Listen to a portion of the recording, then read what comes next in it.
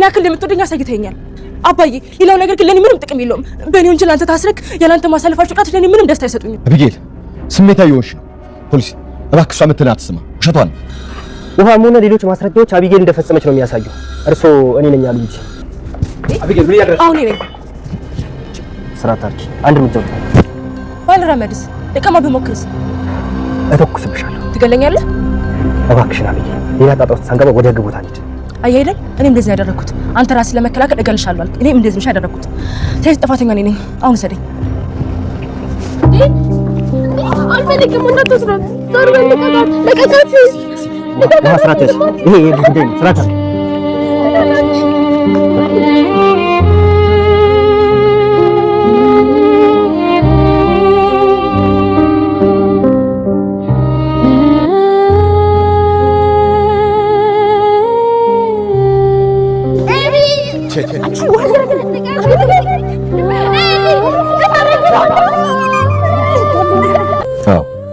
ትዕዛዙም እናትና አባታችሁን አክብሩ ነው የሚለው።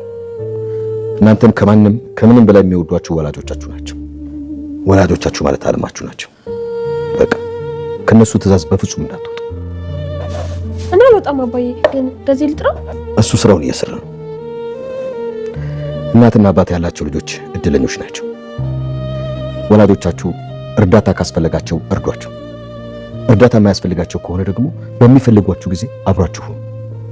ይሁላችሁ በኋላ ይቆጫችሁ ያንገበገባችኋል።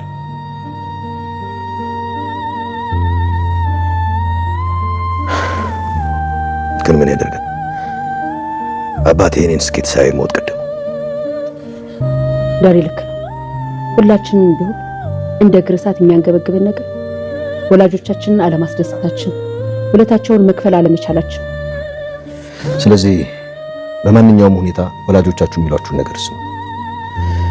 እርዳታ ካስፈለጋችሁ ደግሞ በየትኛውም ሁኔታ ልትረዷቸው ግድ ይላል። የሚሏችሁን ነገር በደንብ መስማት አለባችሁ። እሺ አባዬ። አንቺም የወላጆችሽን ውለታ የምትከፍይ ሰው ትሆኛለሽ። አንገትሽን አትድፊ። እሺ ደህና ደሩ።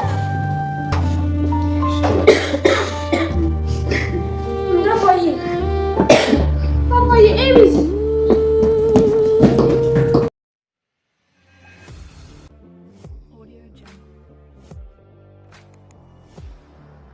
አበጌል ገድየዋለሁ ብላ ሲያስጨንቃት የነበረው ሰው ፊት ለፊቷ መጥቶ ሲቆም ራሷን ስታወደቀች። አቶ ደረጀ ልጄን አጥቻታለሁ ጠፍታለች ብሎ ሲያስብ የነበረው በአጭር ጊዜ ውስጥ ለውጥ ሲያይ በቃ ዛሬ እንደ አዲስ ተወልጃለሁ፣ አበጌል ለኔ ተስፋ ሰጠችኝ፣ ተስፋ ቆርጬ ነበር እያለ ነው።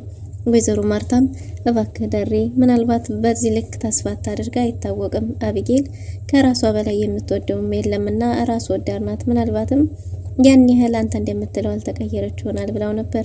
አይ ቢሆንም ግን ተስፋ አድርጌያለሁ፣ ተስፋ ቆርጬባት ነበር፣ ልጄን አጥቻታለሁ ብዬ አስቤ ነበር ብሏል።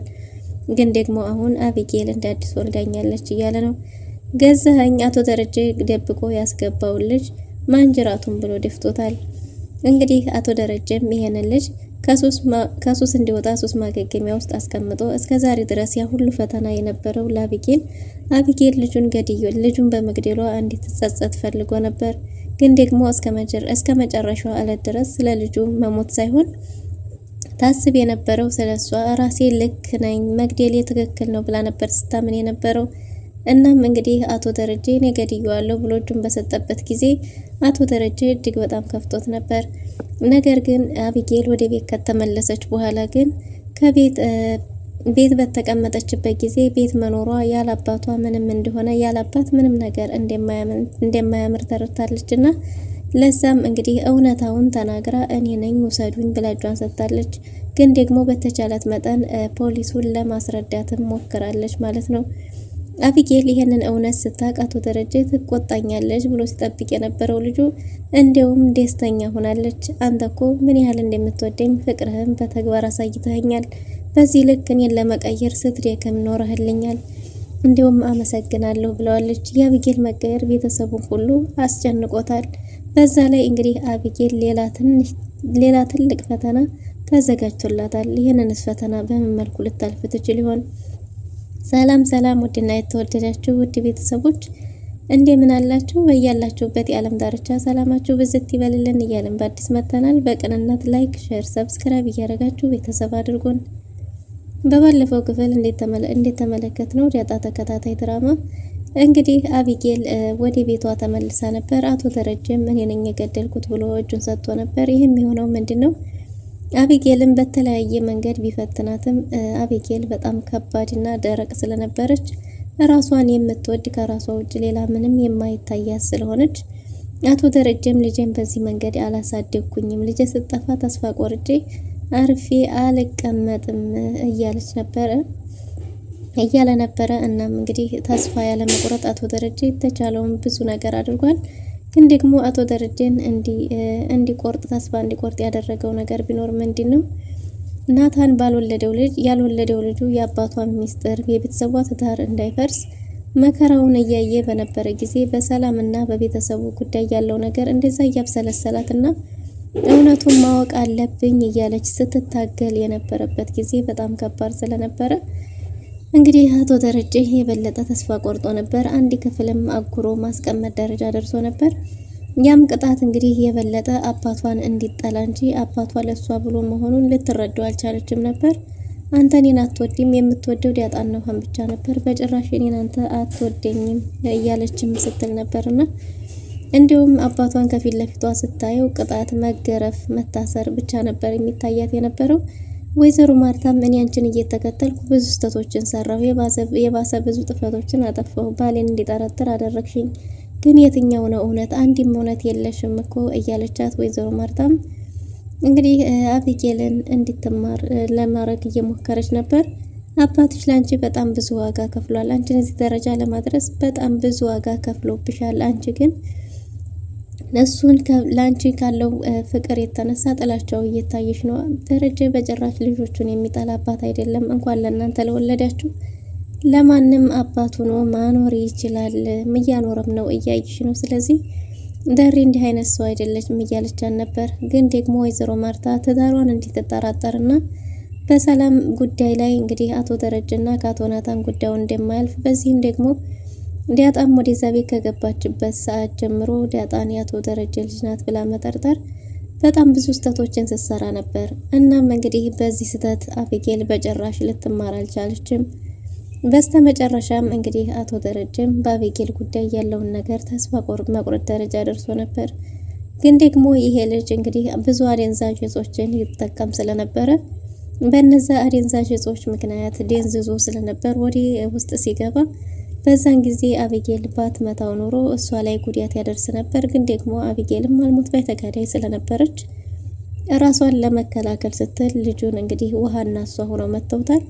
በዛን ሰዓት ልጁ ራሱን ስቶ እንጂ የወደቀው ሞቶ አልነበረም ማለት ነው። አቶ ደረጀም ይሄንን ልጅ ይዞ ሄዶ ራሱን ስቶ እንደሆነም ስለተረዱ ወደ ሆስፒታል ወስደውት ነበር ማለት ነው። በዛን ጊዜ ግን አሻራው የሷ እንዳይወጣ እነናታንም ሁሉም ቤተሰቡ ልጁን እንዲነካው ለማድረግ ራሱ እየጣረች ነበር። በዛ ላይ ደግሞ ናታን ነው የገደለው ብላም ተናግራ ነበር።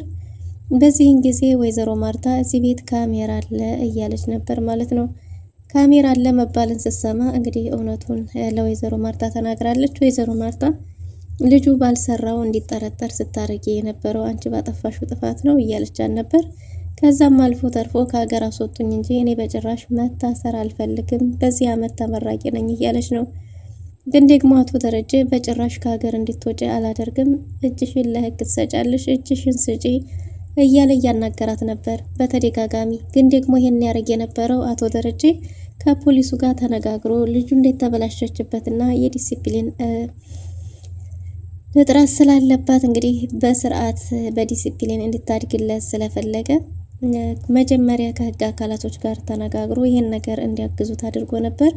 ቢሆንም ግን አቢጌል በጭራሽ አንድም ቀን አስባ በፍቃዷ እጄን እሰጣለሁ ብላ አታውቅም። አቶ ደረጀ እያመሸ እየገባም እንዲታሰረ ቢደረግም እንዲሁም እሱ ቢታሰር ዳጣ ትታሰርለታለች፣ እሱ ከታሰረ ዳጣን ይታሰርለታለሁ ብላለች። እኔ ግን ከሀገር አስወጡኝ እንጂ በጭራሽ እንደዛ መሆን የለበትም።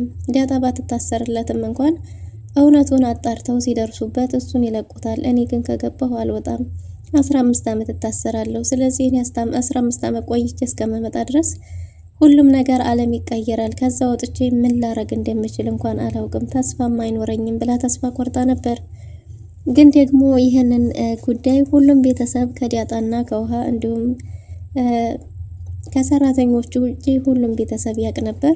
ይህም የሆነው ምንድነው ውሃ ብታቅ ለአቢጌል ስለምትነግራት ዲያጣንም ደግሞ እንግዲህ እንደ ቤተሰብ ተስማ ተብሎ አልተነገራትም። ናታንና ወይዘሮ ማርታ እንዲሁም አቶ ደረጃ ያውቃሉ።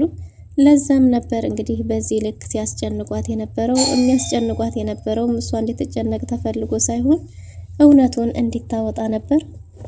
አቢጌልም አሻፈረኝ ብላ በውሳኔዋ ጸንታ ነበር። ግን ደግሞ እንግዲህ በእናቶ ደረጀ የ25ኛ ዓመት የጋብቻ በዓላቸው ዕለት ነበረ ፖሊስ ይዞ አርጁን እስከ ቀያቸው ድረስ ይዞ ሄደው። አርጁንም ስለ ጓደኛው በህይወት መኖሩን አያውቅም ነበር። ስልክም ደውዬለት አላውቅም ብሏል።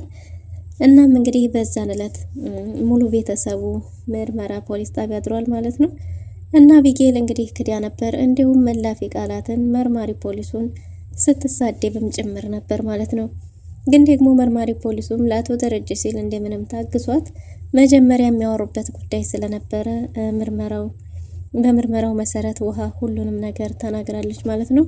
የመጨረሻው ተጠያቂ አቶ ደረጀ በመሆኑ በአቶ ደረጀ ተራ እንግዲህ አቶ ደረጀ ልጇ አቢጌል አብራው ከሱ ጋር እንድትሆን ጥያቄ አቅርቦ ነበር።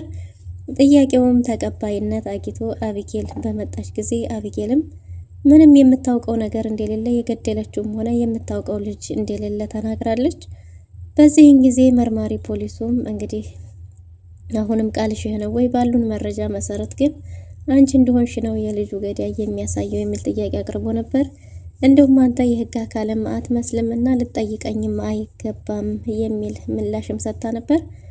እንግዲህ የመጨረሻው ተጠያቂ አቶ ደረጀ ነበሩ። አቶ ደረጀ በተጠየቀ ጊዜ አዎ የሚባለውን ልጅ እናውቀዋለን፣ ህይወቱም እጃችን ላይ አልፏል ባለ ጊዜ እንደ አባዬ ምን እያረክ ነው ብላ አፉን ነበር የያዘችው። መርማሪ ፖሊሱም ያለሽው እኮ የህግ ቦታ ነው፣ በጭራሽ እንደዛ ማድረግ አትችይም፣ የተቀመጥሽበትን ቦታ አስተውይ እያላት ነበር። እሷ ግን አባቴ ትክክል አይደለም ከቀልቡ አይደለምና አሁን ቃሉን መቀበል አትችልም፣ ውጭ እናውራ፣ አባዬ እናውራ እያለችው ነበር። አቶ ደረጀ ሙሉ ጤነኛ እንደሆነና የሚናገረውን ነገር በሙሉ ጠንቅቆ እንደሚያውቅ ተናግሯል። ለዛም እንግዲህ አቢጌል አባዬ ልክ አይደለም፣ ህግ ማለት ፎርሙላ እንጂ እውነትን አያወጣልህም፣ ስለዚህ ህግ ህይወት የለውም፣ ያንተን እውነት የሚያውቅ የለም፣ ስለዚህ አትናገር እያለች ነበር። አቶ ደረጀ ግን በራሱ ውሳኔ ጸንቶ ሁሉንም ነገር አንድ በአንድ በዝርዝር ተናግሯል ማለት ነው። እናም በዚህን ጊዜ አቢጌል እናቴን ጥሩልኝ እያለች ነበር። መርማሪ ፖሊሱም አንቺ እኮ እናትሽ ከመጠራቷ በላይ ራስሽን ችለሽ ኃላፊነት ወስደሽ መጠየቅ የምችይበት እድሜ ላይ ነው ያለሽው ተብላ አቢጌል እንግዲህ ለቃ እንድትወጣ ተደርጋለች። አባቷም እንደሚወዳት በተደጋጋሚ ነግሯት እያለቀሰች ወጣለች ማለት ነው።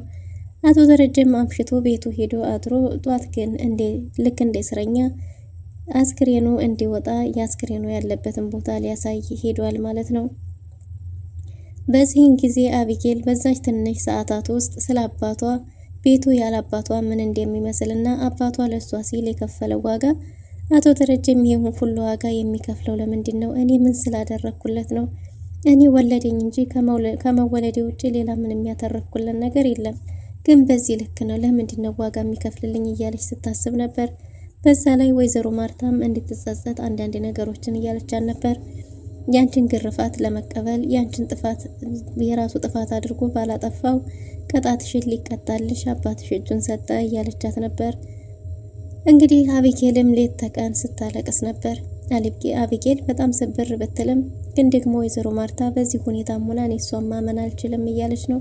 ምናልባትም እንግዲህ ከልቧ ላይ ሆን ይችላል የሚል ስጋት አድሮባቸዋል። ዲያጣም ስለ አቶ ደረጀ ስጠይቃት እሱ እንዴት ታሰረ፣ ስለ እሷ ብሎ እንዴት ታሰረ ስትነግራት ዲያጣም እንግዲህ አቢጌልን አንቺ ራስ ወዳድ ነሽ ብላታለች። ራስ ወዳድ ባትሆኝ ኖሮ እንዴት ልታረጊያችም ነበር? እንዴት ነው አንቺ ራስ ወዳድ ሆነሽ ነው እንጂ እንደዚህ ያደረግሽው? እንዴት አባትሽ ባንቺ ጥፋት ሲታሰር ዝምታ ያለሽ? አንቺ ጥሩ ልጅ ብትሆኝ ኖሮ አይደለም በራሱ ጥፋትና ባንቺ ጥፋትና እሱ እንኳን ቢያጠፋ የሱን ቅጣት ልትቀጥለት የሚገባው አንቺ ነበርሽ። ዋጋ ከፍሎ ደክሞ ወርዶ ያሳደገሽን መልካም አባት እንዴት አርገሽ ነው ለስራት ጥለሽ የመጣሽው ብላታለች።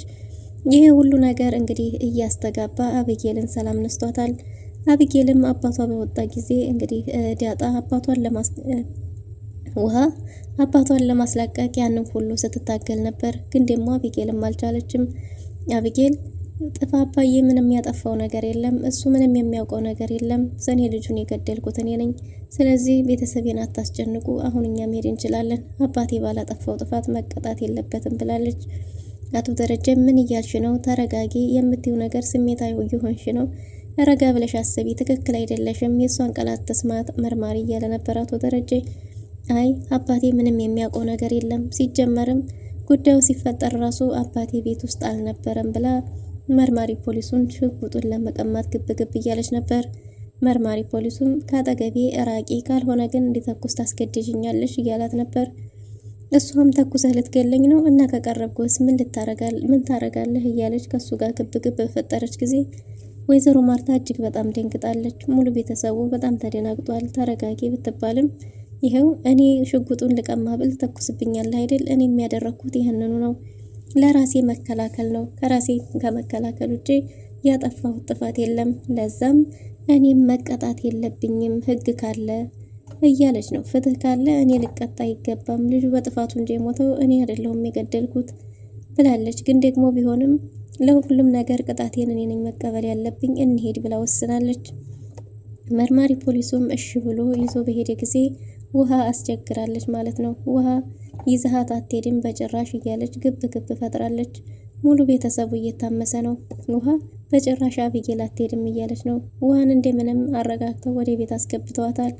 ሙሉ ቤተሰቡ ወደ ቤት ሲመለስ ውሃ ግን አስቸግራለች። አቶ ደረጀም ስለ ቤተሰቡ እያስተማረ ነው።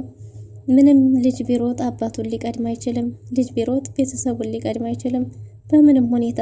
በሩጫ እኔ እናቴን እቀድማለሁ ብላለች ውሃ። በሩጫ ሊቀድም እንኳን ቢችልም ግን ደግሞ የመጨረሻው ላይ ቆሞ ይቀራል እንጂ ቤተሰቡን አልፎ ቀድሞ ሊሄድ እንደማይችል፣ ቤተሰቡን መቅደም እንደማይችል ተናግሯል። ግን ደግሞ ልጅ እያለን ሁላችንም ለቤተሰቦቻችን ያለንን አክብሮት፣ ፍቅር ብንገልጽና ለቤተሰቦቻችን ታዛዥ ብንሆን፣ በሚፈልጉን ቦታ ብንገኝ፣ በተቻለን መጠን እርዳታችንን በፈለጉ ጊዜ እንግዲህ ልናግዛቸውና ልንረዳቸው ግድ እንደሆነ ለቤተሰብ መታዘዝና መረዳት እንዳለብን፣ ቤተሰብን ጸጸቱ ሲያጡት እንደሆነ ይህንን ባረገው ኑሮ ያኔ ብታዘዝ ኑሮ እያሉ ልደማው እንደማይለቅ ተናግሯል ማለት ነው። አቶ ደረጀ እንግዲህ ስለ ቤተሰቡ በአብጌል የተነሳ ሙሉ ቤተሰቡን አስተምሯል ማለት ነው። በዚህም የተነሳ እንግዲህ ለዛ ስቅስቅ ብላ እያለቀሰች ነበር። ምን ሆንሽ ብትባልም አባቷን እንዳጣችና ለአባቷ ግን ብዙ ልታረግለት የምትፈልገው ነገር እንደነበረ ቢሞላላት ግን ደግሞ እሱንም ማድረግ ሳትችል አባቷን እንዳጣችው ተናግራለች። በዚህን ጊዜ ወይዘሮ ማርታ አቅፋ እያጽናናቻት ነበር። እናትሽ ባለቻት ጊዜ እናቷ እንዳለች ትናገራለች። እናትሽ ካለችም እኮ ለአባትሽ ያላገኘሽውን እድል በእናትሽ መጠቀም ትችያለሽ እያለቻት ነው። ለዛም እንግዲህ ለእናቷ አንዳንድ ነገሮችን ባረግ ብላ እንደምትመኝ ተናግራለች። ወይዘሮ ማርታም እንደምታግዛት ደሞዟንም ቅድሚያ እንደምትሰጣት ቃል ገብታላታለች። አቶ ደረጀም እንግዲህ ዳጣን አንገቷን ደፍታ በጣም ታግዛ ነበር። እናም ዳጣን አንገቷን ቀና እንዲታረግ እሷም ደግሞ ለቤተሰቧ ኩራት ልትሆን እንደምትችል ነግሯታል። ዳጣ እያለቀሰች ነው። የለዛ ለቅሶ ደግሞ የበለጠውን ሆድ ያስበሷታል።